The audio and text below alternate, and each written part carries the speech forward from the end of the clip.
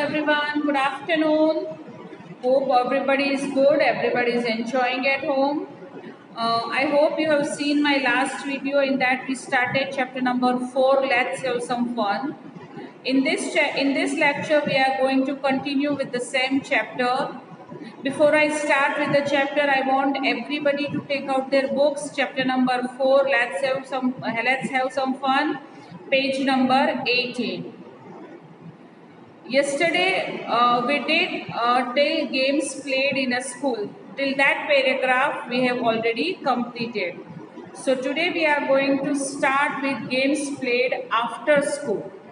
हमने स्कूल में कौन कौन सी गेम्स प्ले करते हैं वो तो हमने लास्ट देख लिया था. अब हम बात करते हैं कि हम स्कूल के बाद कौन सी गेम प्ले करते हैं. आप everybody must be going in the evening to play with their friends, है ना. हर कोई शाम को या कभी भी फ्री टाइम में या फिर हॉलीडेज में अपने फ्रेंड्स के साथ गेम्स प्ले करता है.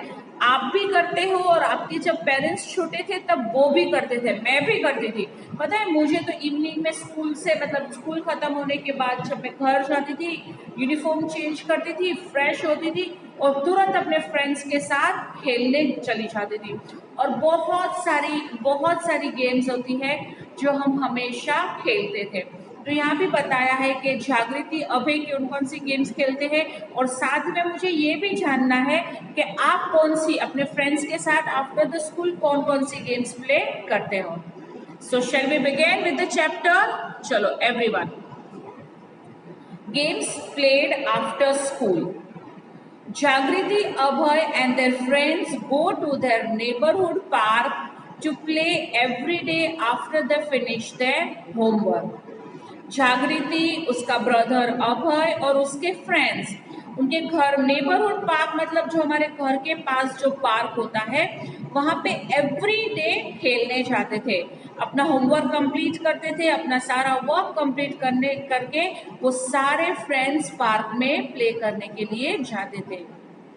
They have many friends who speak different languages, stays in different houses and go to different school. जागृति और अभय के जितने भी फ्रेंड्स थे ना वो डिफरेंट थे. वो डिफरेंट हाउस में रहते थे, डिफरेंट स्कूल्स में जाते थे और कोई फ्रेंड्स तो डिफरेंट लैंग्वेज भी बोलते थे. हमारे फ्रेंड्स भी होते हैं ना, हमारे क्लास में ही है कि डिफरेंट कोई बंगाली है तो कोई राजस्थानी है तो कोई गुजराती है तो कोई सिंधी है तो कोई मुस्लिम्स होते हैं. तो हर कोई की अपनी लैंग्वेज होती है. तो वैसे ही जागृति और अभय के भी फ्रेंड्स थे जो डिफरेंट लैंग्वेजेस बोलते थे, डिफरेंट स्कूल्स में जाते थे. फिर भी वो होमवर्क कंप्लीट करने के बाद सब लोग साथ में मिलके गेम्स प्ले करते थे.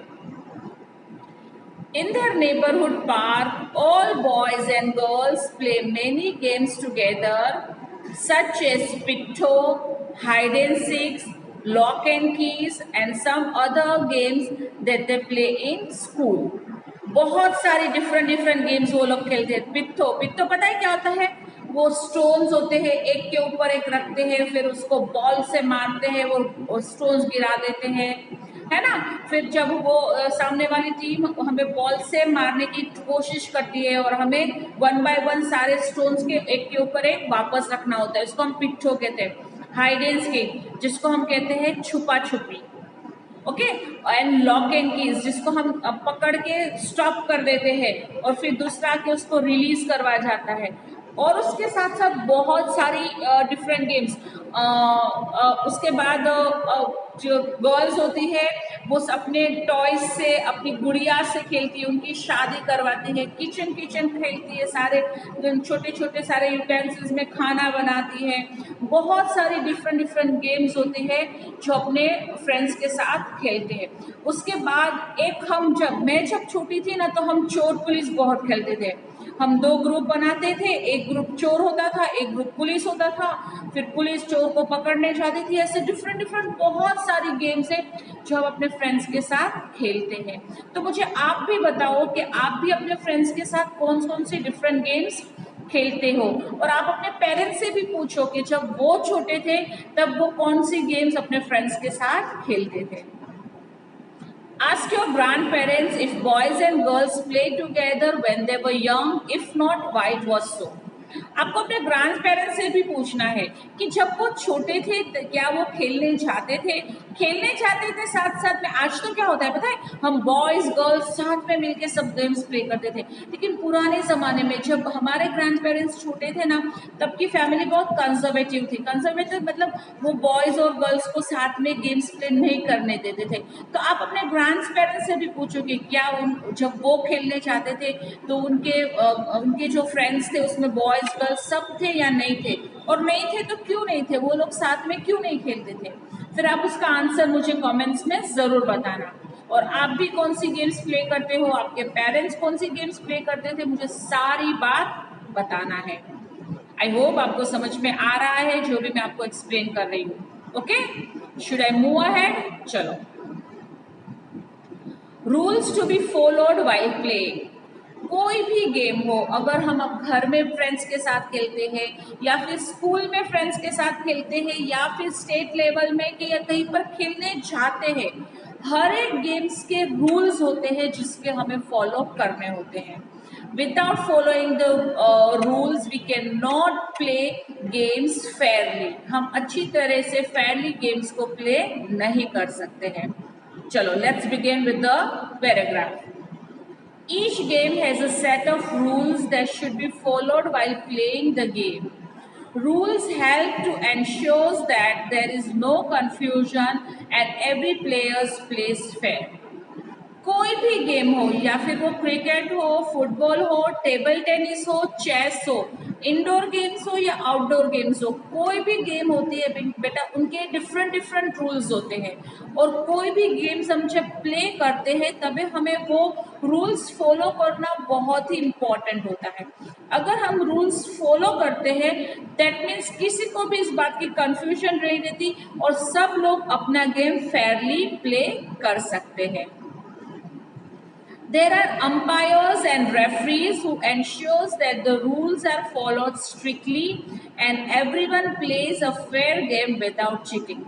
आपको पता है कि हर एक गेम जब भी कोई भी नेशनल लेवल की या स्टेट लेवल की या फिर इवन स्कूल में कोई भी गेम्स होती है तो तब एम्पायर्स या रेफरीज होते हैं। एम्पायर्स क्रिकेट में पता है एम्पायर होते हैं जो गेम को देखते हैं और देखते हैं कि दोनों टीम फेयरली प्ले कर रही है कि नहीं, कोई चीटिंग तो नहीं कर रहा।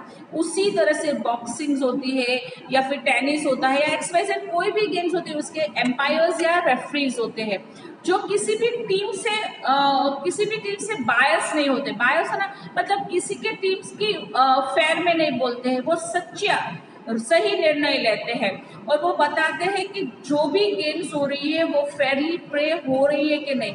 कोई भी प्लेयर्स, कोई भी टीम का प्लेयर है वो कोई भी चीटिंग नहीं कर रहा है, कोई भी मिसबिहेव नहीं कर रहा है, वो सारी बात देखना अंपायर और रेफरी का होता है। आपने अगर टीवी में देखी हो तो फुटबॉल में रेफरीज होते हैं, एम्पायर्स क्रिकेट्स में होते हैं ना, जब वो आउट होते हैं तो ऐसे हाथ ऊपर करके वो आउट बताते हैं, फोर करते हैं, तो ऐसे ऐसे उनके सब एक्शंस होते हैं और वो सब दोनों टीम्स को फेयरली चांस देते हैं, किसी के लिए बायस नहीं होते हैं, उसको हम एम्पायर्स कहते हैं। In school, the game teacher often become the umpire or the referee of the game. हम जब स्कूल में गेम प्ले करते हैं तो तब तो हमारे पास एम्पायर के रेफरी नहीं होता, तो उस टाइम पे एम्पायर और रेफरी का काम कौन करता है? हमारे गेम के टीचर। वो देखते हैं कि अगर दो टीम में गेम प्ले हो रही है तो दोनों टीम फेयरली सही से कोई चीटिंग करके कैसे तो गेम प्ले नहीं कर रहा है, वो काम स्कूल में टीचर का होता है। If a player breaks the rules and argues while a game is in progress, the dispute should be resolved with the help of the umpire, referee or elders who knows the rule. कई बार ऐसा होता है बेटा कि games के बीच में कोई भी एक प्लेयर होता है जो रूल को ब्रेक करता है, रूल फॉलो नहीं करता है, फिर आर्ग्यू करने लगता है कि मैं तो आउट नहीं हुआ था, मैंने चीटिंग नहीं की है। तब ये काम किसका होता है कि वो सही डिसीजन ले कि वो जो भी है वो सही बोल रहा है या गलत बोल रहा है, वो काम होता है एम्पायर का। या फिर रेफरी का।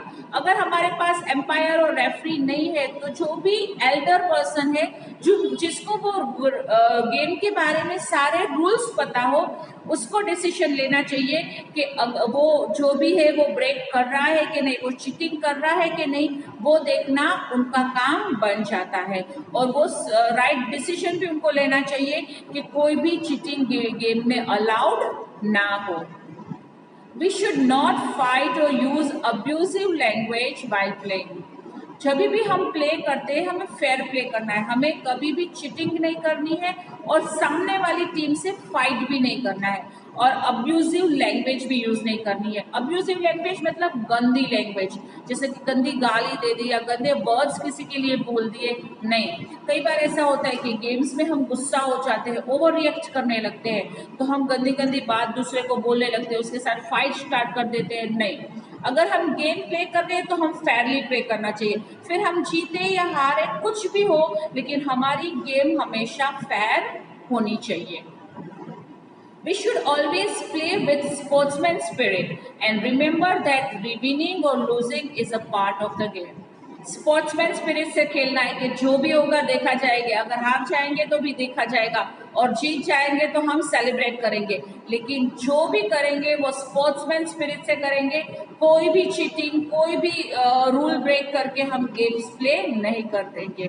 ऐसा हमें सिर्फ और सिर्फ स्कूल की गेम्स में या आजू बाजू फ्रेंड्स के साथ गेम प्ले कर रहे हैं तब नहीं, अगर हम हायर पोस्ट पे अगर कहीं और भी गेम प्ले करने चाहते हैं तो हमें यही बात हमेशा ध्यान में रखनी चाहिए, तभी हमें गेम का मजा आता है और ज्यादा एंजॉय कर सकते हैं। आई समझ में बात? आई होप जो भी मैंने एक्सप्लेन किया है वो आपको समझ में आ गया होगा। अगर नहीं आया है तो आप मुझे कमेंट बॉक्स में बता सकते हैं। Okay, I'll catch you again in the next period. Till then, bye bye.